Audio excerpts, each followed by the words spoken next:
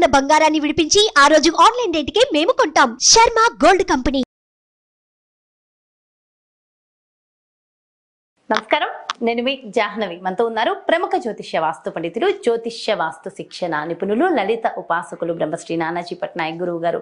సూక్ష్మంలో మోక్షం ఈ ప్రత్యేక కార్యక్రమం ద్వారా ప్రతి ఒక్క ప్రత్యేకమైన తిథులకు సంబంధించి కానీ, మనకి ఉన్నటువంటి సమస్యలకు సంబంధించిన పరిష్కారాలకు సంబంధించి కానీ ఎంతో డీటెయిల్గా గురువుగారు ఎక్స్ప్లెయిన్ చేస్తూ ఉన్నారు కదా. మరి ఈ రోజు కూడా ఒక ప్రత్యేకమైన తిథికి సంబంధించి గురువుగారి మాటల్లో డీటెయిల్డ్గా ఇన్ఫర్మేషన్ అడిగి తెలుసుకుందాం. నమస్కారం గురుగారు. శ్రీమాత్రే నమః. అయితే గురుగారు, తొలి ఏకాదశి ఆషాఢ మాసంలో వచ్చే ఏకాదశిని తొలి ఏకాదశిగా మనం జరుపుకుంటూ ఉంటాం కదా. మరి ఈ తొలి ఏకాదశి యొక్క విశిష్టత ఏమిటి? సో చాలా మంది అంటూ ఉంటారు, తొలి ఏకాదశి నాడు కుడుములు కనుక చేస్తే కుబేరులు అవుతారు అని. ఇందులో వాస్తవం ఉందంటారా? అసలు ఏకాదశికి సంబంధించి కూడా డీటెయిల్ ఇన్ఫర్మేషన్ ఎక్స్ప్లెయిన్ చేయండి గురు.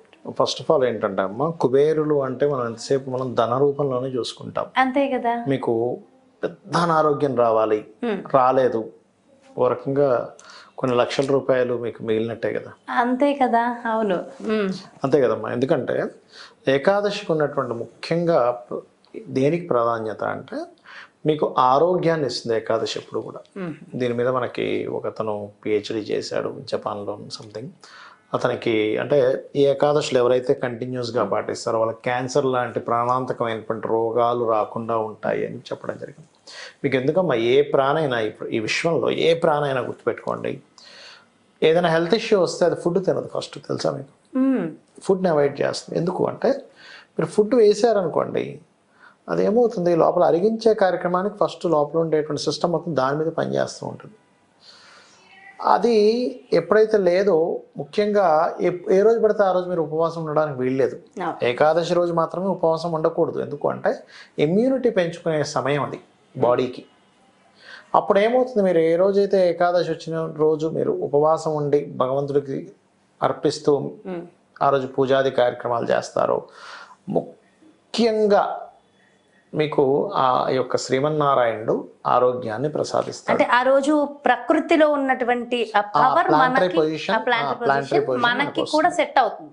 సో ప్రతి ఒక్కరికి సెట్ అవుతుంది. అంతేగాని ఇప్పుడు ఎప్పుడంటే అప్పుడు ఇంటర్మీడియట్ ఫాస్టింగ్స్ లో భాగంగా ఏవో చేసేస్తున్నాం, అది వేరు, ఇది ఎంటైర్లీ డిఫరెంట్ స్పిరిచువల్ గా. ఎగ్జాక్ట్లీ. ఇంకోటి మీరు అన్నట్టుగా మరి ఈ ఏకాదశికి ఉండేటువంటి ప్రాధాన్యత ఏమిటి అంటే, సూర్యుడు చంద్రుడు ఉండే డిస్టెన్స్ని బట్టి మనం ఏకాదశిని క్యాల్కులేట్ చేస్తాం.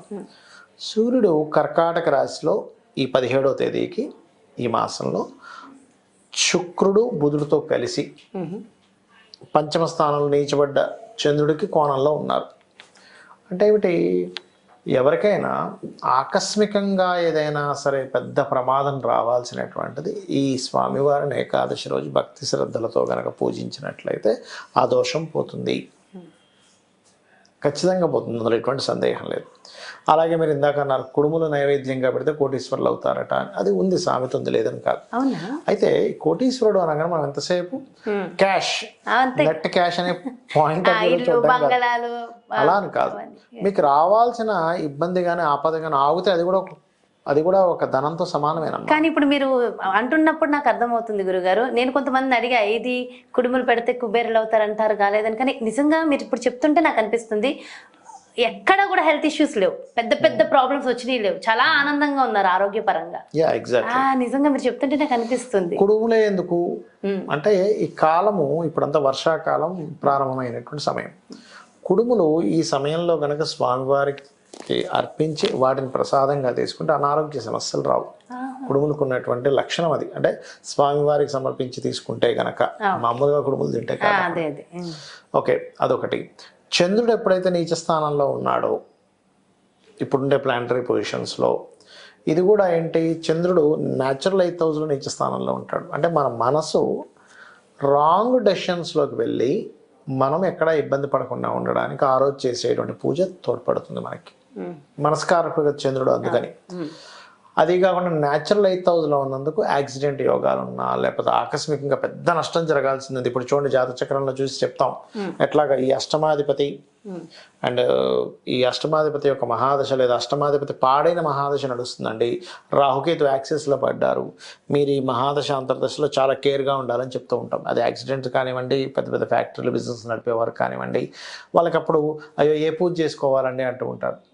ఇలాగా ఈ తులా ఏకాదశి నాడు కనుక ఉదయం నిద్రలేచి చక్కగా కాలకృత్యాలు తెచ్చుకున్న తర్వాత మీ నిత్య పూజాది కార్యక్రమాలు అయిపోయిన తర్వాత ఇంట్లో అయితే ఇంట్లో విష్ణు అండ్ మరియు శివ ఆరాధన చేయడం, లేదా మీకు దగ్గరలో శివాలయం కనుక ఉన్నట్లయితే అక్కడికి వెళ్ళి విష్ణువుని ఆరాధించడం, అంటే విష్ణు సహస్రనామాలు చదవడం, మీకు తోచినటువంటి నైవేద్యం మీకు షోడశోపచారాలు పంచోపచారాలతోనూ చేసి ఆ రోజంతా ఉపవాసం కనుక ఉండగలిగితే, అయితే అనారోగ్యము ఉంది ఏం అక్కర్లేదు, మీరు ఉపవాసమే ఉండక్కర్లేదు, అనారోగ్యంతో ఉండమని చెప్పలేదు, శాస్త్రంలో ఉన్నది అది.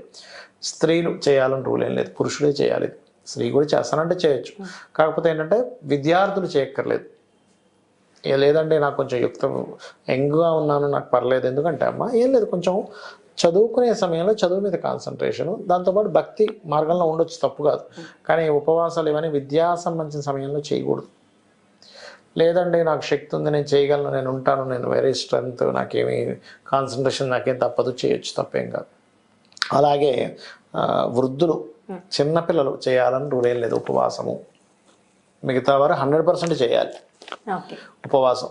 ఎందుకంటే ఈ మహావిష్ణువు మన యొక్క ఉపవాసం చేసినటువంటి ఫలితాన్ని తను తీసుకొని మనకు అనుగ్రహిస్తాడు అనేటువంటి శాస్త్రంలో ఉంది.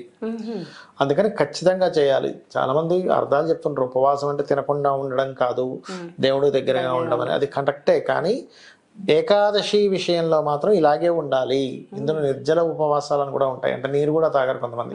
అయితే మీ శక్తి ఉన్నప్పుడే, బీపీ ఉందండి, షుగర్ ఉందండి, అయినా నేను చేసేస్తాను అంటే మీకు అది కరెక్ట్ కాదు. మీకు ఆరోగ్యంగా ఉంటేనే చేయండి. మళ్ళీ మళ్ళీ చెప్తున్నా, అనారోగ్యాలతో ఉంటే చేయకండి. మనసులో ధ్యానం చేసుకోండి, నామస్మరణ చేసుకోండి. ఓం నమో నారాయణాయ, ఓం నమ శివాయ, ఈ 2 మంత్రాలు సంపుటీకరణగా చేయండి. ఓం నమ శివాయ, ఓం నమో నారాయణాయ, ఓం నమ శివాయ, ఓం నమో నారాయణాయ. అంటే ఎందుకంటే ఈ 2 కలిపి కనుక ఎవరైతే ఏకాదశి రోజు చేస్తారో 100% దోషం పోతుంది. దీంతోపాటు ఈ ఏకాదశికి చేసినటువంటి ఫలితం, ముఖ్యంగా మీకు ఏదైనా ఇంట్లో కనుక వాస్తులో వాయువ్య దోషం ఉందనుకోండి, సహజంగా ఏదైనా ఇంట్లో వాస్తు దోషం వాయువ్యం ఉంటే ఏమవుతుందంటే ఆ ఇంట్లో వాళ్ళకి మనశ్శాంతి ఉండదు, మానసికమైన స్ట్రెస్ ఎక్కువగా ఉంటుంది. అలాంటి దోషాలు కూడా ఏకాదశి చేయడం ద్వారా చాలా మటుకు తగ్గుతుంది. వాయువ్యంలో కొంతమంది తెలియక ఏం చేస్తారంటే వాయువ్యం పెంచేయడం తగ్గడం, అంటే అది ఎలా జరుగుతుందంటే ఈశాన్య దిశ కనుక విపరీతంగా పెరిగిందనుకోండి, ఉత్తర ఈశాన్యం పెరిగిందనుకోండి, వాయువ్యం తగ్గిపోతుంది. అదే తూర్పు ఈశాన్యం పెరిగితే ఆగ్నేయం తగ్గిపోతుంది. అంటే ఈ దిశలా పెరిగింది తగ్గినట్టే కదా. అలా తెలియక చాలా మంది ఉత్తర ఈశాన్యాన్ని పెంచేసుకుంటారు, అప్పుడు వాయువ్యం తగ్గిన దోషం వస్తుంది. తెలీదు, మోసాలు జరుగుతాయి, వాళ్ళ లైఫ్ లో మోసాలు జరుగుతాయి. సొంత బంధువులే మోసం చేస్తారు వాయువ్యం తగ్గితే కనుక. ఇంట్లో స్త్రీ ఆడపిల్ల ఎవరైనా ఉంటే చాలా చిన్న వయసులోనే 15-16 ఏళ్ల వయసులోనే లవ్ అఫైర్స్ లోకి వెళ్ళిపోతుంటారు, అంటే మనసు సరిగా పనిచేయదు వాళ్ళది. అట్లాంటివి జరుగుతూ ఉంటాయి. కాబట్టి ఈ దోషం కూడా తగ్గుతుంది చేయడం వల్ల. సో తొలి ఏకాదశి చాలా చాలా విశేషం. సో చాలా రకాల సమస్యల నుంచి మనల్ని బయటకు పడేసే రోజు ఆ రోజు. సో అద్భుతంగా ఎక్స్ప్లెయిన్ చేశారు గురుగారు, థ్యాంక్ యూ సో మచ్. నమస్కారం. శ్రీమాత్రే నమః. ఎస్, ఇదండి మరి ఏకాదశి యొక్క విశిష్టత. మరి ఆ రోజు ప్రతి ఒక్కరు ఖచ్చితంగా ఆచరించవలసిన విధి విధానాలు మరి డెఫినెట్గా ఫాలో అయితే మరి ఎలాంటి భోగాలు మనకి లభిస్తాయి, ఎలాంటి సుఖ సౌఖ్యాలు ఉంటాయనేది డీటెయిల్గా ఎక్స్ప్లెయిన్ చేశారు. సో డెఫినెట్గా కూడా ఇవన్నీ ఫాలో అయిపోయి ఏకాదశి అందరూ ఆచరించి గురువుగారు చెప్పిన విధి విధానాల ప్రకారం ఆ ప్రసాద నైవేద్యాన్ని చేసి అది స్వీకరించినంత మాత్రం చేత నిజంగా అద్భుతమే జరుగుతుందట. సో డెఫినెట్గా ఇవన్నీ కూడా ఫాలో అయిపోదాం. మరో ప్రత్యేకమైన కార్యక్రమంతో మళ్ళీ మీ ముందుకు చేస్తాను. అలాగే పర్సనల్గా మీకున్నటువంటి సమస్యలకి పరిష్కార మార్గాలు కావాలి, మీ యొక్క జాతక పరిశీలన ద్వారా పర్సనల్ రెమెడీస్ కావాలి, గురువుగారిని సంప్రదించాలి, అపాయింట్మెంట్ కావాలి అనుకుంటే క్రింద డిస్ప్లే అవుతున్నటువంటి నెంబర్స్కి కాల్ చేయండి, అపాయింట్మెంట్ తీసుకోండి. శ్రీమాత్రే నమః.